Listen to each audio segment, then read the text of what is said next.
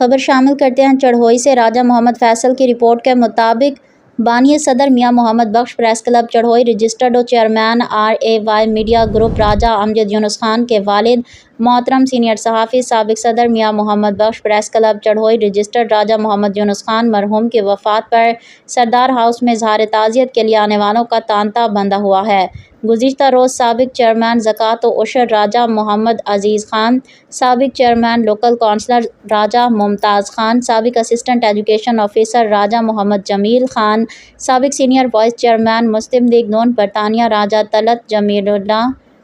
Magistrate درجہ اول راجہ عماد جمیل خان، صدر تحریک انصاف حلقہ چڑھوئی گلریز انصاری، رہنما تحریک انصاف مظہر امین، راجہ حق نواز جہاں باز کے بڑے بھائی راجہ رب نواز خان، رینج آفیسر راجہ محمود خان، بلاک آفیسر راجہ ساجد خان اور دیگر نے سردار ہاؤس تشریف لا کر مرحوم راجہ محمد یونس خان کے فرزند ارجمند راجہ امجد یونس خان سے اظہار تعزیت، فاتح خوانی اور گہرے دکھ و غم کا اظہار کیا۔